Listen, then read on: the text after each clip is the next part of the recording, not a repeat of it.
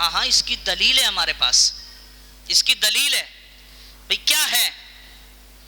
آپ میں سے کوئی بھی، میں مثال دے کر سمجھا رہا ہوں، حالانکہ بغیر مثال کے بھی بات سمجھ آئے گی. آپ میں سے کوئی بھی شخص بینک سے لون لے، بینک سے لون لے تو یقیناً بینک سود پر دے گا کہ بھائی اتنا انٹرسٹ آپ مجھے دیں گے تب تو میں آپ کو پیسہ دوں گا. ٹھیک ہے انٹرسٹ دوں گا. تو بینک ایسے ہی دے دیتا ہے پیسے یا شرط لگاتا ہے؟ شرط لگاتا ہے نا کہ آپ پیسہ مجھ سے لے رہے ہیں لیکن میرے پیسے دینے کی شرط یہ ہے. اچھا ٹھیک ہے یہ دے دیں، میں آپ کی شرط پہ عمل کروں گا. اتنا نہیں، شرط نہیں، صرف اس شرط پر 2 گواہ بھی چاہیے، گارنٹر. ہاں ٹھیک ہے، آپ نے گارنٹر بھی دے دیے اور شرط بھی قبول کر لی اور یہ بھی کہہ دیا کہ ہاں اس پر انٹرسٹ جتنا بھی ہے، سود جتنا بھی ہے وہ میں آپ کو دوں گا. اب آپ نہ سود دیں، نہ اس کی اصل رقم واپس کریں، نہ شرط پر عمل کریں، نہ گارنٹر جو گواہ ہیں وہ سامنے آئے، تو وہ کیا کرے گا؟ آپ کے خلاف مقدمہ درج کرائے گا اور آپ کو اٹھا کے اندر. یہ ایک صورت ہے. دوسری صورت یہ ہے کہ آپ اس کی کہی ہوئی ساری باتوں پر عمل کریں. اچھا جناب، تو حکمران اعلیٰ جو پاکستان کے ہیں، یہ آج بگڑا نہیں ہے پاکستان، یہ 300 سال سے معاملہ بڑا خراب چل رہا ہے. جب حکمران اعلیٰ ورلڈ بینک سے قرضہ لیتے ہیں تو وہ بھی تو بینک ہی ہے نا. اور میں آپ کو بتاؤں، پوری دنیا کے جتنے بھی بینکس ہیں ان سب بینکس کے جو قوانین ہوتے ہیں وہ ورلڈ بینک دیتا ہے. بولا اس قانون پر آپ نے بینک چلانا ہے. پرائیویٹ نہیں، گورنمنٹ بینکس کو، اسٹیٹ بینک آف پاکستان جیسے، تو اس کے قوانین بنا کر ورلڈ بینک دیتا ہے کہ آپ نے ان قوانین پر بینک چلانا. اور پھر ملک کے اندر جتنے بینک ہوتے ہیں ان تمام بینکس کو اسٹیٹ بینک آف پاکستان قوانین بنا کے دیتا ہے کہ بھئی آپ نے اس قانون پر اپنا بینک چلانا ہے. اب بات یہ، آئی ایم ایف نے، ورلڈ بینک نے آپ کو قرضہ دیا تو یا تو ایک راستہ ہے کہ آپ سینہ تان کے کھڑے ہو جائیں کہ جا بھئی جا، نہ ہم تیرا سود دیں گے اور نہ ہم تیری کسی شرط پر جو بالکل بیکار شرط ہے کسی پر عمل نہیں کریں گے. ہاں وہ شرط جو مسلمانوں کے خلاف نہیں جا رہی ہوگی اس پر عمل کر لیں گے، لیکن وہ شرط جو مسلمانوں کے خلاف جا رہی ہے اس پر ہم عمل نہیں کریں گے. تو ورلڈ بینک کیا کرے گا؟ آپ کی حکومت کو، آپ کے ملک کو کسی کے ہاتھوں بیچ دے گا یا جو بھی چیز آپ نے گروی رکھی ہوگی اس پر قبضہ کر لے گا. ابھی تک تو سب کچھ ہی گروی ہے پاکستان میں اور آپ بھی گروی ہیں. تو بات سمجھانے کی یہ ہے کہ پاکستان میں مشروط پیسہ لیا جاتا ہے، لا دے دو، پھر دے دو، پھر دے دو، پھر دے دو، پھر دے دو، پھر دے دو، اور یہ بلینز میں پہنچ چکا ہے پیسہ.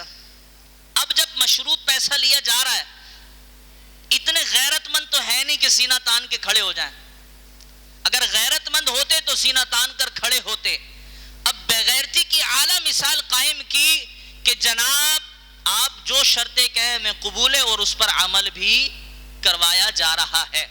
اس نے کہا پیٹرول 210 روپے لیٹر ہونا چاہیے، کر دیں گے، کر دیا، کیا نہیں کیا. اس نے کہا ورلڈ بینک نے کہ فلاں چیز اتنی اور فلاں چیز اتنی اور فلاں چیز اتنی ہونی چاہیے، کہ ٹھیک ہے کر دیں گے. جتنا ہم پس رہے ہیں نا اس ورلڈ بینک کی چکی میں، امریکہ کا سب سے قریبی دوست ہے انڈیا.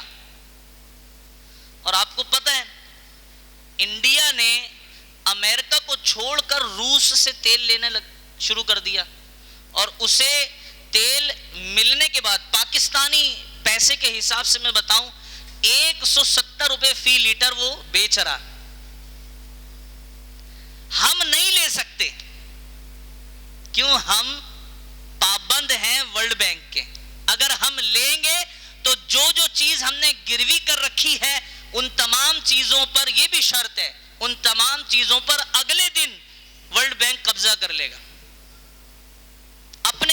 چلائے گا، اپنی حکمرانی چلائے گا، اپنے فوجی بھیجے گا، اپنی سب اس کا ہو جائے گا، یعنی پاکستان ختم.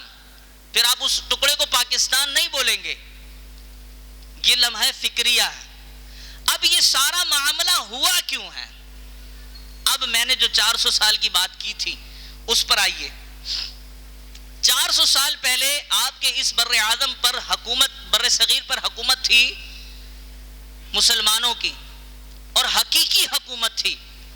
پھر مسلمانوں میں یہ دور آیا کہ ہندو اور مسلمان یہ آپس میں ایکا کرنے لگ گئے. حالانکہ رب باری تعالیٰ نے کیا فرمایا تھا کہ دیکھو تم کچھ بھی کر لو، یہ تمہارے دوست نہیں ہو سکتے، تمہارا دوست ہے صرف مسلمان، ان سے دوستی مت کرنا.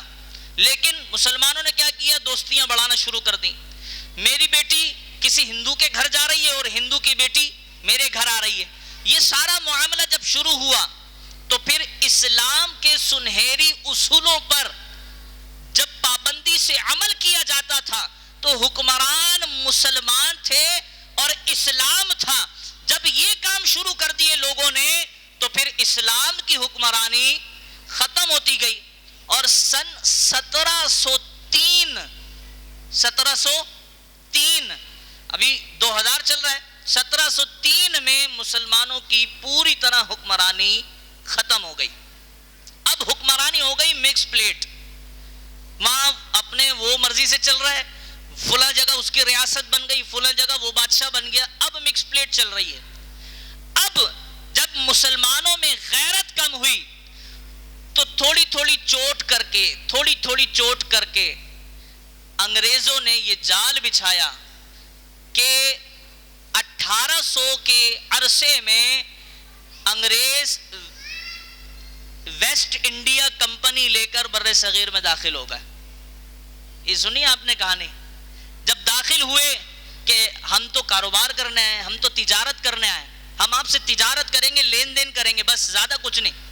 ٹھیک ہے جی، آپ آئے ہمارے سے تجارت کریں.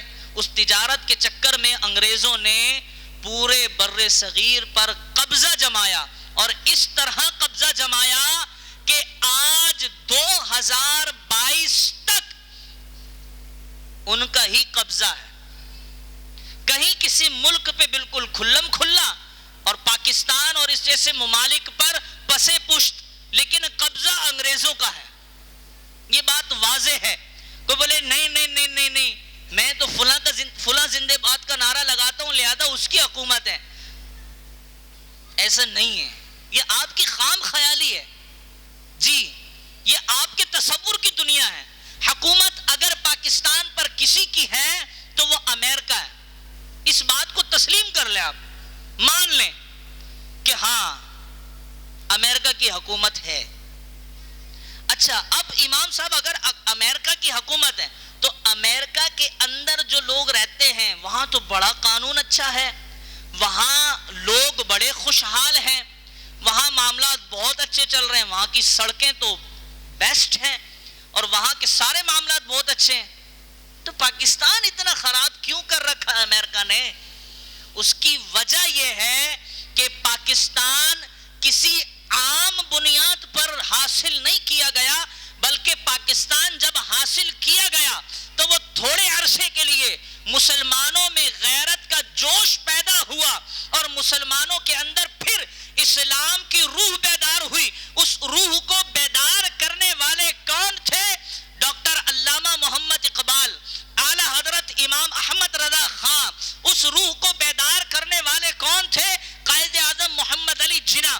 جب ایسے پاکیزہ لوگوں نے مسلمانوں کے اندر روح بیدار کر دی تو مسلمانوں میں ایک جوش پیدا ہوا کہ نہیں نہیں جناب، اب ہم نے اسلامی ریاست قائم کرنی ہے. کون سی ریاست؟ اسلامی ریاست قائم کرنی ہے. اور اسلامی ریاست قائم ہو گئی. جب قائم ہو گئی، آپ میرے منہ پر، میرے گھر کے دروازے پر لا کر کے اپنا گھر کھڑا کر دیں، میرے کو کتنی چبھن ہونی ہے. اور میں ہر ممکن کوشش کروں گا کہ یار دیکھو اس نے میرے دروازے پہ جو ہے وہ اپنا بالکل جگہ ہی نہیں چھوڑی اور اپنی بلڈنگ کھڑی کر دی.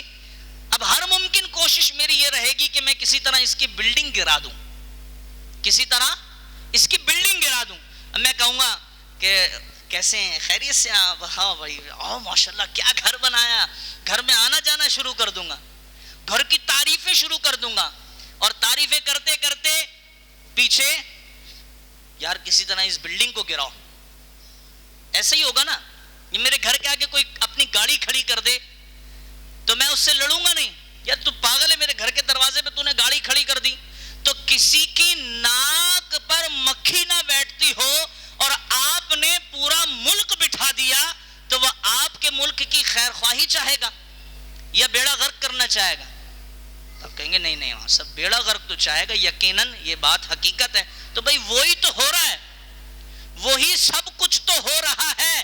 اگر آج مسلمان اس آیت مبارکہ پر عمل پیرا ہو جائیں، قل ان کنتم تحبون اللہ فاتبعونی یحببکم اللہ ویغفر لکم ذنوبکم، تو یقین جانیے منبر رسول پر بڑی ذمہ داری سے عرض کر رہا ہوں کہ آج آپ عمل پیرا ہو جائیں فاتبعونی پر، بس فاتبعونی یعنی اتباع رسول میں لگ جائیں صلی اللہ علیہ وآلہ وسلم، اتباع رسول میں لگ جائیں، تو یہ امریکہ یا یو کے یا اور کوئی طاقت ہو وہ اسلام کے خلاف کھڑی نہیں ہو سکتی. کیوں؟ کیونکہ میرے بابا جی فرماتے تھے اسلام اپنی پاور رکھتا ہے، اسلام اپنی پاور رکھتا ہے. اسلام کی پاور اتنی ہے کہ آپ آج اگر حکمرانوں کو جہاد کا کہا جائے کہ جہاد کرو کشمیر کے لیے، فلسطین کے لیے جہاد کرو، چیچنیا، بوسنیا، شام، عراق